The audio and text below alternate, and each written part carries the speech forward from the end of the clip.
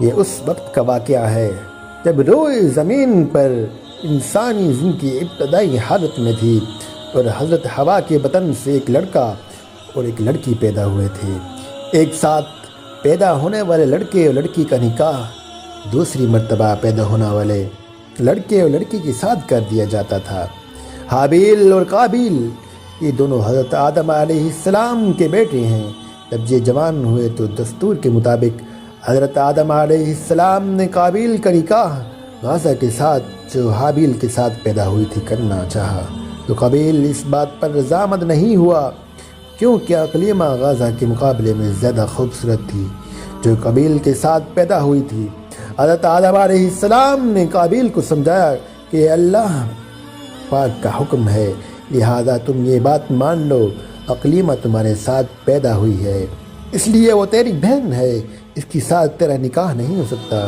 مگر قابیل اپنی بات پر اڑا رہا۔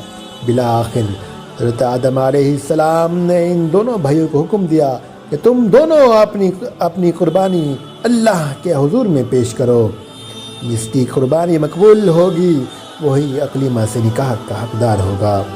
اس زمانے میں قربانی کی مقبولیت کی علامت یہ تھی کہ لوگ اپنی قربانیاں پہاڑ پر رکھ دیتے تھے اور آسمان سے آگ آ کر انہیں کھا جاتی تھی، جلا کر ختم کر دیتی تھی۔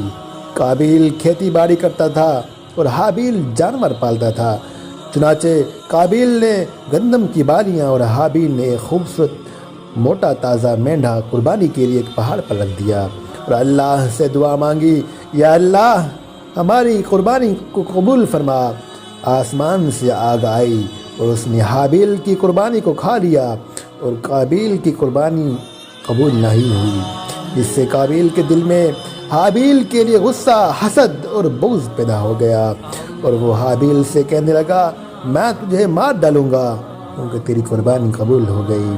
حابیل نے قابیل سے کہا اللہ تعالیٰ پرہیزگاروں کی قربانی قبول کرتا ہے، اگر تو میرے قتل کے لیے مجھ پر ہاتھ اٹھائے گا تو میں تجھ پر ہاتھ نہیں اٹھاؤں گا کیونکہ میں اللہ سے ڈرتا ہوں۔ قربانی دے کر دونوں بھائی حضرت آدم علیہ السلام کے پاس آئے۔ حضرت آدم علیہ السلام نے فرمایا اے قابیل، تیری بہن اقلیمہ اب حابیل پر حلال ہوئی اور تجھ پر حرام۔ قابیل اب مایوس ہو چکا تھا کہ اقلیمہ اس کے نکاح میں نہیں آ سکتی، اس لیے وہ حابیل کو مارنے کی تدبیر میں رہنے لگا۔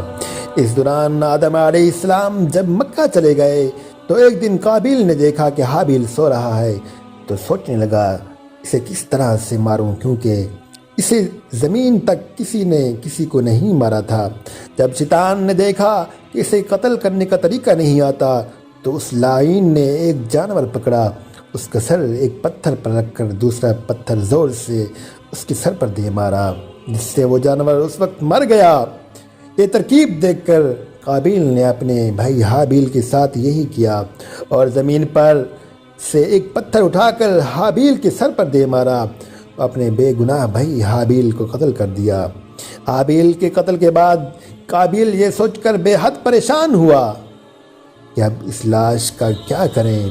یہ روئے زمین پر کسی انسان کا یہ پہلا قتل تھا کیونکہ اس سے پہلے کوئی آدمی مرا ہی نہیں تھا، اس لیے قابیل حیران پریشان تھا کہ بھائی کی لاش کو کیا کروں۔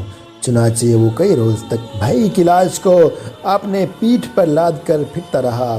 اللہ تعالیٰ کو اپنے اس نیک بندے کی لاش کی بے حرمتی منظور نہ تھی، چنانچہ اس جگہ پر دو کوے آئے اور وہاں آ کر آپس میں لڑے اور ایک نے دوسرے کو مار ڈالا۔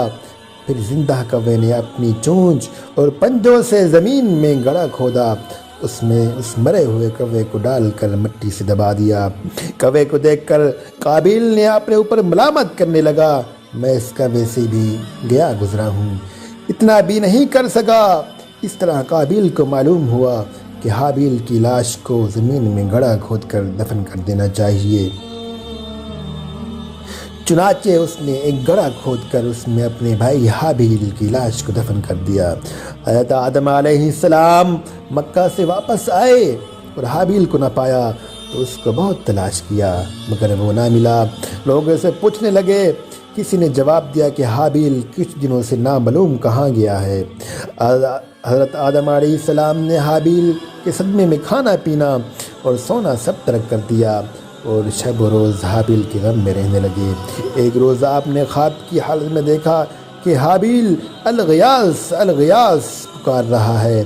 حضرت آدم علیہ السلام نیند سے چونک کر اٹھے اور زار زار رونے لگے۔ اس وقت جبرائیل علیہ السلام آئے، حضرت آدم علیہ السلام اور حضرت حوا کو حابیل کی قبر پر لے گئے۔ حضرت آدم علیہ السلام اور حضرت حوا نے قبر کھود کر حابیل کو دیکھا، اس کا مغز نکلا ہوا ہے اور وہ خون سے آلودہ ہو رہا ہے۔ یہ حال دیکھ کر آپ دونوں بہت روئے اور حابیل کی لاش کو ایک تابوت میں بند کر کے اپنے مکان میں لا کر دفن کر دیا۔ اس وقت آپ کے 120 بیٹے تھے، جن میں سے سوائے حابیل کے کوئی نہیں مرا تھا۔ یہ روایت ہے کہ جب حابیل قتل ہو گئے تو 7 دن تک زمین میں زلزلہ رہا۔ قابیل جو بہت خوبصورت تھا، بھائی کا خون بہاتے ہی اس کا چہرہ بالکل سیاہ اور بدصورت ہو گیا۔ آدم علیہ السلام نے قابیل کو اپنے دربار سے نکال دیا اور وہ یمن کی سرزمین عدن میں چلا گیا۔ وہاں ابلیس اس کے پاس آ کر کہنے لگا کہ حابیل کی قربانی کو آگ نے اس لیے کھا لیا تھا کہ وہ آگ کی پوجا کرتا تھا، لہذا تو بھی آگ کی پوجا کیا کر۔ چنانچہ قابیل پہلا شخص ہے جس نے آگ کی پوجا کی، اور زمین پر یہ پہلا شخص ہے جس نے اللہ کی نافرمانی کی اور زمین پر خون ناحق کیا۔ وہ پہلا مجرم ہے جو جہنم میں ڈالا جائے گا۔ حدیث میں ہے کہ زمین پر قیامت تک جو بھی خون ناحق ہوگا، اس کے عذاب کا ایک حصہ بوجھ اور گناہ قابیل پر بھی ہوتا ہے، کیونکہ اس نے سب سے پہلے قتل کا طریقہ ایجاد کیا تھا۔ قابیل کا انجام یہ ہوا کہ اس کے ایک لڑکے نے جو کہ اندھا تھا، اس کو پتھر مار کر قتل کر دیا، اور یہ بدبخت آگ کی پوجا کرتے ہوئے گمراہ شرک کی حالت میں اپنے لڑکے کے ہاتھ مارا گیا۔ کسی بے گناہ کو قتل کرنا، خون حق کرنا بہت بڑا جرم ہے۔ قابیل نے غصہ، حسد اور بغض میں گرفتار ہو کر اپنے بھائی حابیل کو قتل کر دیا۔ اس سے معلوم ہوا کہ حسد، غصہ اور بغض انسان کے لیے کتنی بڑی خطرناک قلبی بیماری ہے۔